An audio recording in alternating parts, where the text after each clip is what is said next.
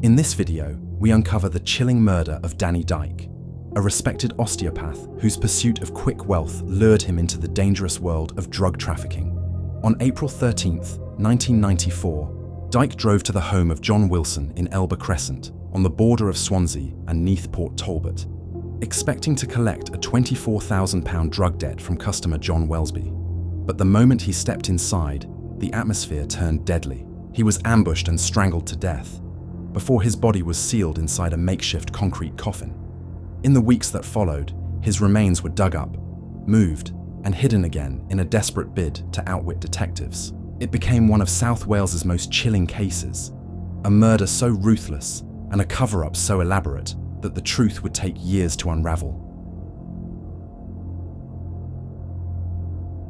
Danny Dyke was born in Kenya in the mid-1960s into a well-to-do family.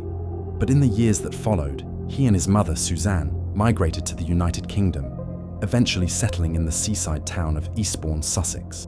By his teenage years, Dyke had developed a passion for rugby, dreaming of one day playing at a professional level. Yet those ambitions were shattered by repeated knee injuries and multiple surgeries, cutting short a future he had worked so hard to build. However, his love for the game never faded. Determined to stay close to the sport, Dyke pursued medical studies in osteopathy with aspirations of becoming a physiotherapist for top rugby teams, and his dream became reality in the summer of 1992, when he was offered the chance to work as a physiotherapist for Aberavon RFC, a Welsh rugby team. The role brought him to Swansea permanently, a move that would change the course of his life. At first, Dyke kept things small, quietly supplying anabolic steroids to rugby players and nightclub regulars. But ambition quickly took hold. Unsatisfied with the modest profits, he reached into the underworld, forging connections with notorious London suppliers who fed his growing empire with Class A drugs at cut prices. From there, Dyke built a lucrative network, pushing product to local dealers who flooded the streets of Swansea and wider South Wales. A sudden shift in Dyke's lifestyle began to draw attention. He was now living far beyond the means of an ordinary physiotherapist. Unlike the stereotypical dealer who flaunts newfound wealth, Dyke's money flowed in so quickly it became impossible to conceal. To those around him, he offered a simple explanation, claiming he owned a thriving physiotherapy practice back in Eastbourne. It was a story that satisfied his peers, but in reality, behind the polished facade was a man leading a dangerous double life, one that was hurtling him toward an early grave. John Welsby, better known as Jackie, was a hardened career criminal, a man who had spent more of his life behind bars than in freedom. His record stretched back decades, including a conviction for attempted murder in the 1970s. It was during one of his many prison sentences, this time for dishonesty, that Welsby stumbled into the world of drug dealing. Behind prison walls, he absorbed the tricks of the trade from seasoned inmates, and by the time of his release in 1990, he was ready to put those lessons into practice. On the surface, Welsby ran a legitimate business, JKW Builders. In reality, the company was little more than a front, a convenient cover for laundering drug money. Operating in cannabis resin, Welsby quickly built a network across South Wales.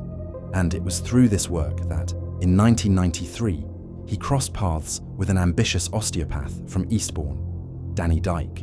The relationship between the two men was purely transactional. Welsby acted as a wholesale customer, sourcing large quantities of cannabis resin, amphetamines, and ecstasy from Dyke for onward distribution across Llanelli and Carmarthen. Dyke was impressed with his new associate, who on one occasion managed to shift £30,000 worth of cannabis resin at short notice. According to reports, their meetings usually took place in Penlagar, just north of Swansea, where drugs and money were exchanged. For a time, the arrangement worked seamlessly, proving highly profitable for both parties. But in the criminal underworld, money and trust rarely last, and soon the relationship would spiral into betrayal and murder. By early 1994, Dyke had walked away from his role as a physiotherapist at Aberavon RFC and returned to his hometown of Eastbourne, determined to expand his drug operation on a larger scale. Yet he continued to nurture his ties in Swansea, where lucrative business still awaited him. Dyke made regular trips back and forth, supplying product and returning home with significant profits. On one such visit, he made what would prove a fatal mistake. Out of trust, or perhaps misplaced generosity, he fronted Welsby £24,000 worth of drugs. Welsby claimed he was in a tough spot and needed support, promising to settle the debt once the product had been sold on the streets. Weeks passed, and Dyke grew impatient. By now, he expected Welsby to have sold everything. He was right, but there was a problem. Welsby didn't have the full amount. Instead, he strung Dyke along with one excuse after another. Eventually, the two reached an agreement. Welsby would hand over what he claimed to have, £16,000, hidden at his father's house in Mount Pleasant, a quiet suburban neighbourhood of Swansea. And so, on April 13th, 1994, Dyke set off on the 5-hour drive from Eastbourne to Swansea. He believed he was going to collect his money, maybe exchange a few heated words with Welsby for breaking his promise. What he didn't know was that he was driving straight into a deadly trap. That evening, Dyke arrived in Swansea and drove straight to Mount Pleasant, where Welsby's father handed him £16,000 in cash, bundled inside a black plastic bag. But Dyke's night didn't end there. His next stop was a house in Elba Crescent, one he would never leave alive. The property belonged to John Wilson, a nightclub bouncer and taxi driver, and a trusted associate of Welsby. According to police reports, the two men had already conspired to lure Dyke inside, under the pretense of settling the remaining £8,000 debt. When Dyke stepped inside the house, a heated argument quickly broke out. Moments later, he was struck repeatedly with a hammer, collapsing to the floor, unconscious and bleeding heavily across the kitchen. Panic set in as blood poured uncontrollably, yet Dyke was still clinging to life. What happened next was sheer brutality. One of the men grabbed a cattle cord and pulled it tight around Dyke's neck, strangling him with such force that his thyroid cartilage was torn apart. It was this final act that ended his life. In the aftermath, the pair scrambled to cover their crime. Dyke's bloodied body was wrapped in a roll of carpet and shoved into the back of Welsby's work van. They drove it to a patch of land in Garnsvold, just south of Ammanford, a site Welsby used for his building business. That night, the body was hidden beneath a shed. The following day, Welsby returned alone with an excavator, dug a shallow grave, and buried Dyke beneath the earth. Then, the two men set about erasing the evidence. They arranged for an industrial cleaner to strip out the kitchen entirely, removing units, doors, and every trace of the bloody struggle, before brand new fittings were installed. It was a calculated effort to erase all evidence of what had happened inside those walls. But the cover-up didn't stop at the house. They drove Dyke's Ford Escort nearly 50 miles away to a car park in Brecon, abandoning it in the hope of throwing investigators off the scent. Days passed in silence. By the following week, Dyke's mother, Suzanne, grew increasingly alarmed. Her son wasn't answering calls, and he hadn't returned home to Eastbourne, despite promising he'd be back on April 14th. Yet it wasn't only family who were searching. Dyke owed his London suppliers a substantial debt, money tied to the same drugs he had been distributing. When he vanished without explanation, they assumed he had fled with their cash. Determined to find him, they launched their own hunt into his disappearance. Swansea police were first alerted by Suzanne, who reported her son missing after more than a week of silence. Detectives launched an investigation, and before long, they made a grim discovery: his red Ford Escort, abandoned in a Brecon car park. But of Dyke himself, there was no trace. As police grew increasingly concerned for his safety, Welsby was battling his own fears. He had noticed rabbit hunters and badger baiters frequenting the fields near the burial site, their dogs sniffing around dangerously close to where Dyke lay. Panicked that the body could be uncovered, Welsby returned at the end of April. With building supplies in hand, he exhumed the corpse, then reburied it, this time sealing it in a makeshift concrete tomb, poured from more than 15 barrow loads of cement. To conceal the slab, he bought an old caravan and parked it directly over the grave, a chilling disguise for the secret buried beneath. Nearly 2 months after Dyke's disappearance, detectives began receiving whispers from Swansea's underworld. Informants hinted that there was far more to the case of the missing physio than initially believed. Almost overnight, the inquiry shifted from a missing persons case to a suspected murder investigation. But without a body or any solid leads, detectives were running blind.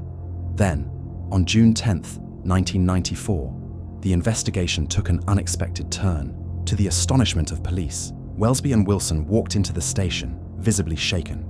They claimed their lives were in danger, alleging that a London hitman, sent down to investigate Dyke's disappearance and recover unpaid debts, had cornered them at a local petrol station. According to their account, the man had held them at gunpoint, threatening to blow their heads off if they failed to settle what Dyke supposedly owed. Both men insisted they were now targets, demanding police protection. They feared they would be snatched and crippled if they couldn't raise the money. What detectives didn't yet know was that this plea for help was laced with deception and would drag the investigation into even darker territory. After storming into the police station, claiming to be in fear for their lives, the pair were swiftly arrested for drug trafficking. In their panic, they had admitted to working as couriers for both Dyke and the London gang, linking themselves directly to Swansea's drug trade. Yet, within days, they were released. Before that, however, officers had conducted searches of their homes, and it was during the sweep of the Elba Crescent address, Wilson's property, that fate intervened. A passing tradesman stopped and told detectives about something he had witnessed 2 months earlier. He recalled seeing Wilson and Welsby, alongside an industrial cleaner, tearing down the kitchen and fitting brand new units. At first glance, it might have seemed nothing more than home improvement. But what the killers hadn't realized was that in their haste, they had made a critical mistake. While the kitchen furniture had been replaced, they foolishly left the doors unchanged, which were spattered with traces of blood, evidence that would soon blow the case wide open. The kitchen doors were removed by detectives and sent for forensic testing. And sure enough, scientists confirmed the presence of human blood. But without a body to compare it against, investigators couldn't prove the blood belonged to Dyke. Once again, the trail went cold. In the weeks following their arrest and release, tension began to rise. Welsby feared that Wilson's growing drug habit was making him reckless and far too talkative. By July, paranoia pushed him back to the Gangland farmland. This time, he arrived with a JCB digger and a jackhammer. In a chilling act of desecration, he smashed open the concrete tomb, dragged Dyke's body out, and built a towering pyre of wooden pallets. He doused it with 20 gallons of diesel and set it ablaze. When the fire finally died down, Welsby shattered what little remained of Dyke's skeleton. With a shovel, he scooped the fragments into a bag, backfilled the grave, and casually disposed of the remains in a household rubbish. By early 1996, almost 2 years after Dyke's disappearance, the investigation was at a standstill. Detectives had scraps of forensic evidence, whispers from the criminal underworld, and outlandish claims from Welsby and Wilson about London enforcers and drug debts. But without a body, they still couldn't bring charges.